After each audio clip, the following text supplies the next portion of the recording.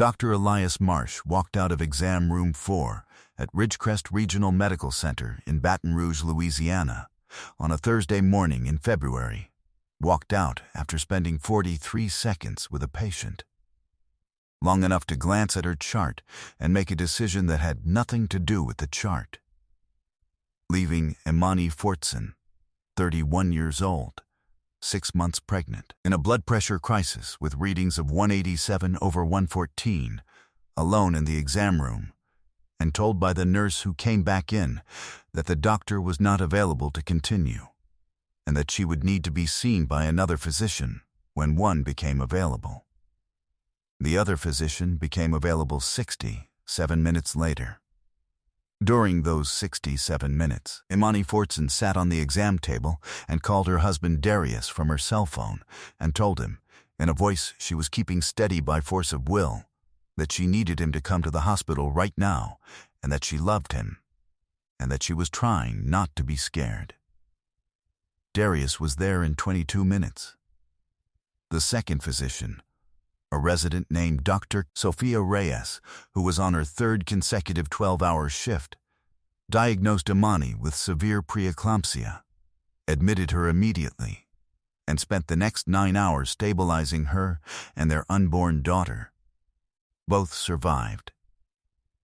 14 months later, Imani Fortson stood at the Family Feud podium in Atlanta, with Darius beside her and their daughter Zara, now 8 months old, in a pink headband in the family section, and Steve Harvey asked a warm-up question about hospital visits, and Imani said, in a voice that carried, "I have one that matters," and Steve put his cards down and said, "Tell me." What came next was seen by 362 million people, and ended the medical career of a physician who had been practicing for 19 years. It was a Friday afternoon in April when the Fortson family walked onto the Family Feud stage. Imani, Darius, Imani's mother Claudette, her brother Marcus, and Darius's sister Renee, who had flown in from Houston specifically for this, and was wearing a shirt that said Fortson strong in hand-painted letters, because she had made it herself the night before. Steve made his standard energy read of the room and landed immediately on Imani, who moved with the particular uprightness of a woman who has been tested in ways that have reorganized her. Not broken her, reorganized her. The way metal is reorganized when it goes through fire and comes out harder. He noticed it.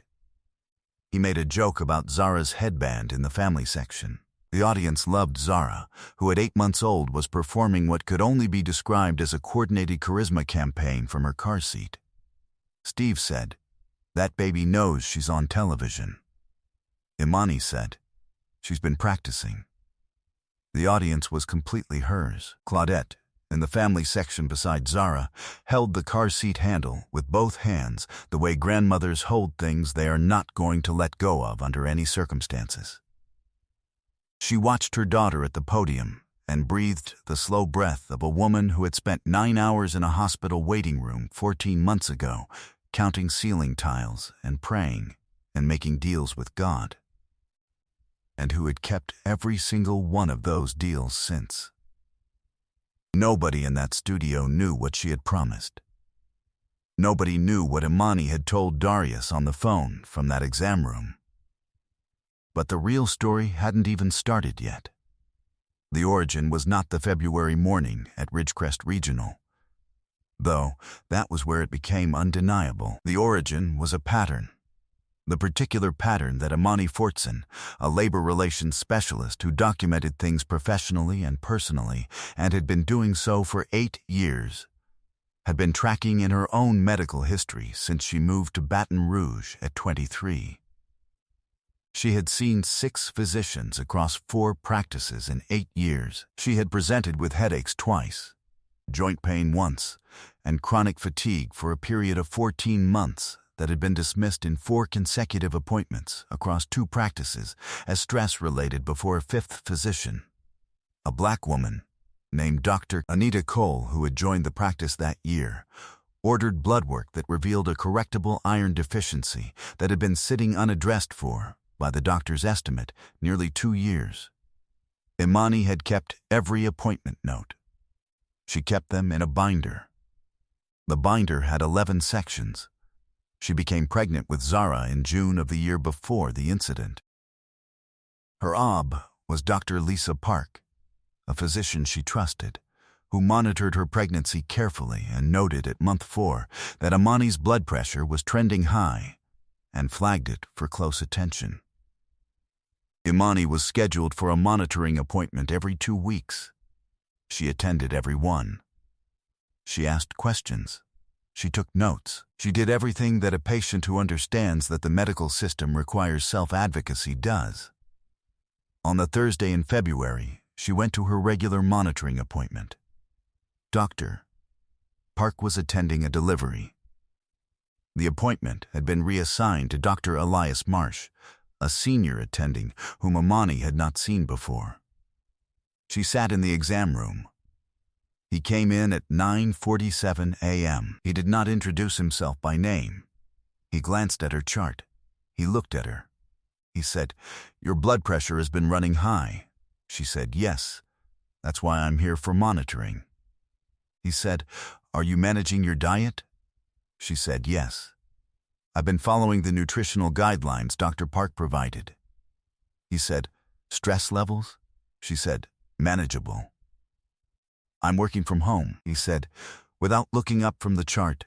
"These readings may be elevated because patients sometimes experience anxiety in clinical settings." She said, "My readings at home are also elevated. That's documented in the chart." He said, "I'll have the nurse check your pressure and we can go from there." He left. He did not come back. The nurse came back 8 minutes later. She took Imani's blood pressure. Her face changed when she read it. She said, "Mrs. Fortson, I'm going to get Dr. Marsh. She was gone for 11 minutes. When she came back, she was alone." She said, "Dr. Marsh has been called to another case. We're going to get another physician to see you as soon as one is available." Imani looked at her. She said, "My blood pressure is dangerously high, isn't it?" The nurse's face told her the answer before she said anything. Imani said, "What is the reading?" The nurse said, after a pause, 187 over 114. Imani said, "I need my husband here." The nurse said, "Of course." Imani picked up her phone. She told Darius she needed him to come right now. She said she loved him. She said she was trying not to be scared. She then called Dr. Park's office from the exam room, reached the answering service, left a message describing her reading and her situation, and then sat on the exam table with her hands folded over her 6-month belly and waited. Darius arrived in 22 minutes. He had left his office in the middle of a meeting. He had not taken his jacket. He came through the exam room door still in his dress shirt and tie and went directly to Imani and took her hands and said, "I'm here." She said, "I know." She said, "Darius, I'm not making this up." He said, "Nobody thinks you're making it up." She said, "He thought I was anxious." Darius said, "The reading thinks otherwise." She looked at him for a moment. She said, "I'm fine. I need to be seen." He said, "You will be." Dr. Sophia Reyes came in 67 minutes after Imani had first been left alone. She was on her 3rd consecutive 12-hour shift and had 17 other patients, and she walked into exam room 4 and read the chart and looked at Imani and said, "Mrs. Fortson, I'm admitting you now. I'm sorry you waited." She did not elaborate on the waiting. She did not say anything about Dr. Marsh. She put her hand on Imani's arm for one moment and said, "We've got you." Then she began doing what she had been trained to do. 9 hours of monitoring, magnesium sulfate, antihypertensives, and controlled bed rest. Imani and Darius spent those 9 hours in a hospital room with the lights low and the fetal monitor's rhythm filling the space between them. Darius held her hand the entire time. He talked to her about small things, the name they had almost chosen before they chose Zara, the color of the nursery, the way her mother Claudette had cried when they told her the baby's name. He kept his voice level. He did not let go of her hand. She told Darius the truth when they were home, and Zara was safely born and 2 weeks old and sleeping in the bassinet beside their bed. She told him that during those 67 minutes in the exam room, before he arrived, she had made a decision. Not about Dr. Marsh. That decision came later, when she opened her binder and began documenting. The decision she made in the exam room was about Zara. She said, "I decided that if we both made it through this, I was going to make sure she lived in a world where this happened to one fewer family." Darius looked at her. He said, "How?" She said, "I'm going to document every piece of it, and then I'm going to find the right place to say it out loud." He said, "Where?" She said, "I don't know yet, but somewhere with a big audience."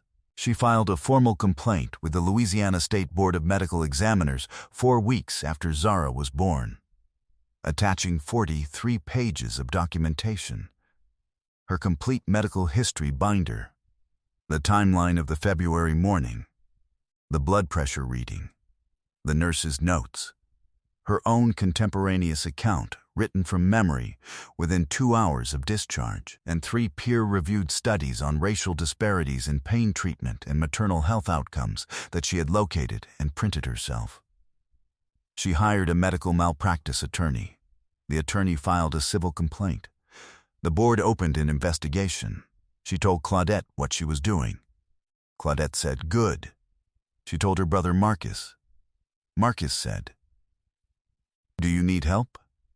She said, "Not yet." She told nobody else. She went to work. She cared for Zara. She attended Zara's pediatric appointments and asked detailed questions and took notes and stored them in a new binder, because some habits are formed in fire and become permanent. She told Darius she was fine when she was not fully fine, and when he looked at her in the particular way of a man who knows the difference. She said, "I'm handling it." He said, "I know." He let her handle it. He sat beside her while she did. She applied to Family Feud when Zara was 6 months old, and Imani was feeling, for the first time since the February morning, like she could hold something joyful without it feeling like borrowed time. Darius had suggested it. She had said yes before he finished the sentence. Steve Harvey would later say that Imani Fortson walked onto his stage and gave him the clearest understanding of the word survival he had ever witnessed. The game was deep into the second round when Steve looked at Imani and said, "You said you had a hospital visit that matters." "I haven't forgotten. Tell me." Imani looked at Darius. He nodded once. She told the story. She told it precisely. The reading, the 43 seconds, the 67 minutes, the exam table, the phone call, the 9 hours, the binder, the 43 pages. She said Dr. Reyes's name with the specific warmth of a woman naming someone who deserves to be named. She said Dr. Marsh's name with the specific clarity of a woman who has documented everything and is not afraid of accuracy. She said, "My daughter is 8 months old, and she is healthy, and she is in that car seat, and I need the world to know that she almost wasn't." 300 people stopped breathing at the same moment. The room held its breath. Steve Harvey placed his cards on the podium. Slowly, his smile was gone. He stepped back. He looked at Zara in the car seat in the family section, 8 months old, pink headband, completely unaware that the room had stopped. He looked at Claudette, who was holding the car seat handle and looking at her daughter at the podium with the expression of a woman who had counted ceiling tiles for 9 hours. He looked at Imani. He said, "Cut. The cameras, then no. Leave them running. This has never happened, never, in the 45-year history of this show. And it's happening right now." A producer stepped from the wings. Steve held up his hand. He walked to the edge of the stage. He looked at Zara. He said, quietly to no one and everyone, 8 months old. He walked back to the podium. He stood in front of Imani. He said, "Let me tell you something. I made a promise. I promised God that if He got me out of my car, out of nothing, I would spend the rest of my life making sure I was never the person who walked out of the room when someone needed help." Dr. Elias Marsh walked out of a room with a reading of 187/114 and a 6-month pregnant woman who needed him to stay. And he walked out. He stopped. He looked at the cameras. I want the Louisiana State Board of Medical Examiners to know that this stage is watching. I want every obstetric ward in this country to understand what this morning cost this family. And I want Dr. Sophia Reyes, who was on her third 12-hour shift and came in anyway and said, "We've got you." I want her name said on this stage. He looked at Imani. He said, low and direct, "Not on my watch." Never, he wasn't done. He pulled out his phone on the stage of Family Feud and called his personal attorney. He said, "Imani Fortson, her medical malpractice case against Ridgecrest Regional Medical Center. I want your firm co-counseling with her attorney today. And I want someone to find Dr. Sophia Reyes and tell her the Harvey Foundation is establishing a $150,000 continuing medical education fellowship in her name at Elsu Health Sciences." He ended the call. He turned back to the stage. He announced both families, the Fortsons and the competing family, the Washingtons from New Orleans, were walking out with the full $20,000. The Washingtons were already across the stage. Their mother, a woman named Pearl, who was 69, walked directly to Claudette in the family section and sat down next to her without asking and put her arm around her and said, 9 hours. Claudette said, 9 hours. Pearl said, "She made it."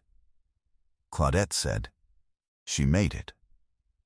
Hardened television professionals were looking at the floor. The audience was on its feet. The episode aired 9 weeks later. 362 million views in the first 2 weeks. The hashtag Dr. Reyes Saved Them trended in 28 countries for 14 days.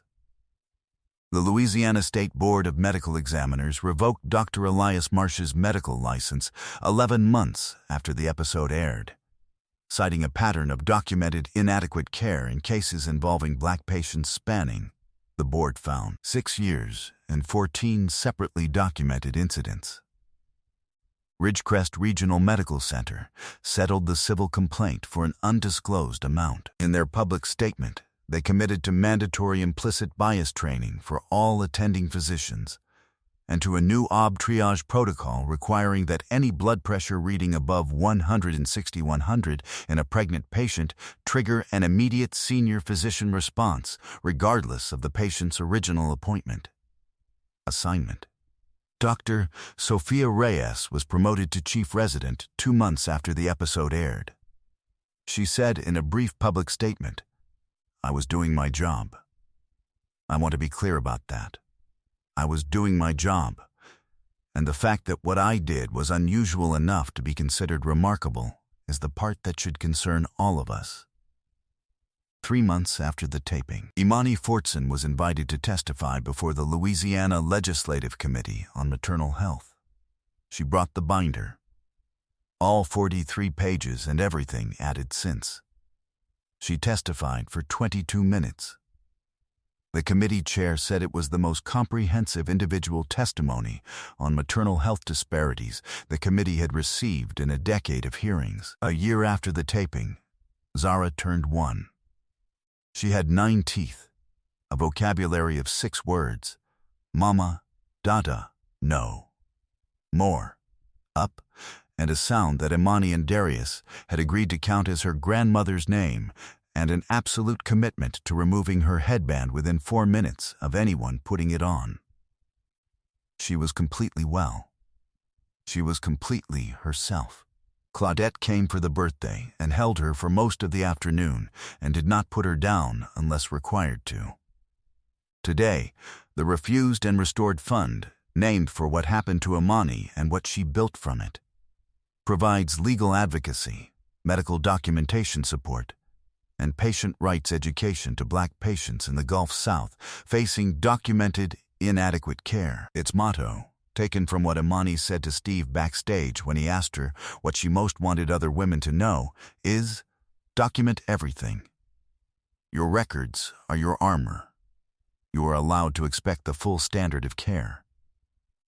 To date, the fund has supported 240 patients, filed 34 formal board complaints, and contributed to 7 physician license reviews in 3 states. Steve spoke about Imani in an interview the following spring.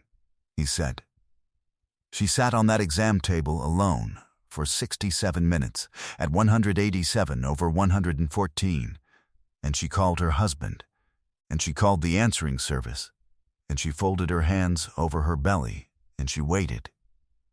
And then she went home and opened a binder and started writing. That is not just survival. That is a woman who decided that her pain was going to mean something. It does. It means $362 million views worth of something." 2 years after the taping, Imani received a letter from a woman in Shreveport who had read about the case online and had been carrying her own story in silence for 3 years. A similar experience. A different physician. A different city. The same exit from the exam room. The woman wrote, "I didn't know I could do what you did. Now I do."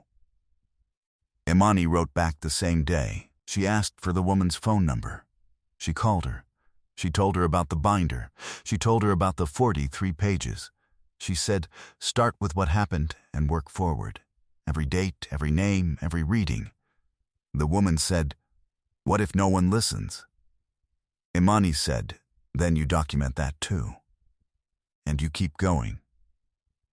In exam room 4, on a Thursday morning in February, a physician had walked out. He had looked at a chart and at a woman and made a decision that had nothing to do with medicine. 67 minutes later, another physician had walked in. She had said, "We've got you." And from that room, from the exam table and the binder and the 9 hours and the pink headband and the 8-month-old in the car seat, who did not know that the world had changed around her before she was born, something was built that is still standing, still documenting, still walking into the rooms that other people walk out of. If Imani's story and Dr. Reyes's 3-shift courage moved you, make sure to subscribe and hit that thumbs up. Share this with someone who needs to know that their medical records are their armor and that the full standard of care belongs to them. Do you know a family in a situation like this? Let us know in the comments. And ring that notification bell for more stories about the people who document the truth and refuse to let it disappear.